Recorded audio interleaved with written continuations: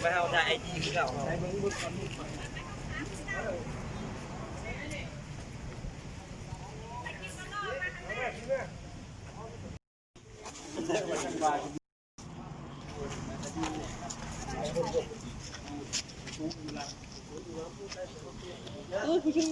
เตี้ยหุ่นจักเด้อ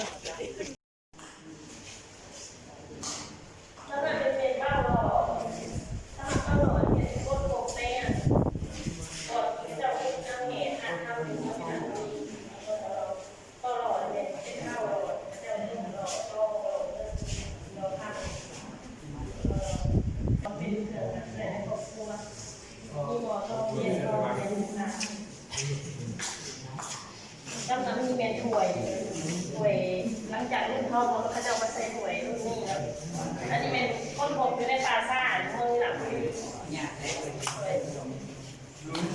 สำหรับยุคท้องแล้วมันยุคเล็กมันเป็นยุคเล็กเป็นมีการพัฒนานำไว้แทนท่านจะได้ชิมมาต้มมาลองแบบตอนนี้เชื่อกันใจในครอบครัวในชีวิตประจำวันเด็กข้าววิ่งเนี่ย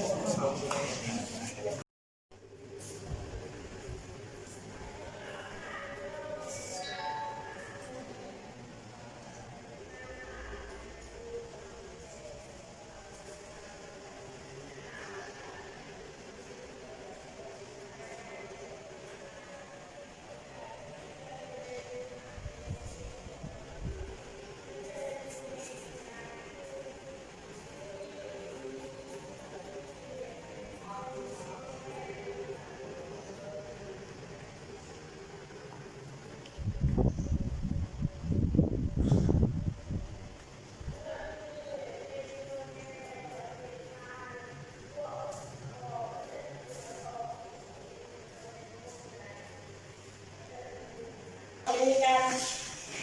แผ่ขยายอย่างกว้างขวางเลยมีการสั่งหลักบ้านร้านสั่งของคนประมุขขึ้นเลย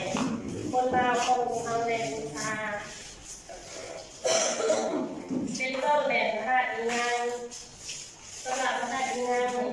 ตันทานเหล่าอันเนื่องจากนะเหมือนเสด็จไปแล้วคุณสาวพระอีงานควงก็มาแล้วท่านเด็กเอื้อว่าพระอีงานก็เป็นโมสำหรับพระอีงานเนี่ยสูงเท่ากับสหายเนี่ยเลยจะตายหัวเป็นความฝัน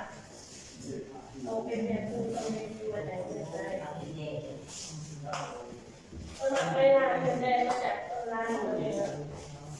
ต้นลานเป็นไทยคือต้นตาลเป็นเงินต้นตาลตัวนี้เป็นเครื่องมือจากเวลาเป็นตะเคียนเอาอันนี้มันยันเป็นทองแล้วมันยางมาทา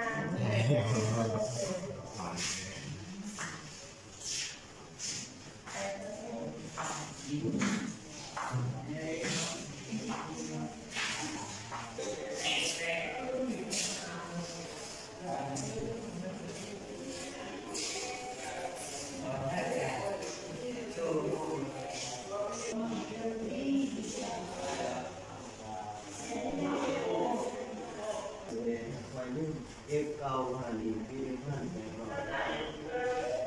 เอ็นเดียมาเก็บแผงยี่มาปีแผงเก็บเก่าแท้แล้วอันได้ช่วงนะเสีย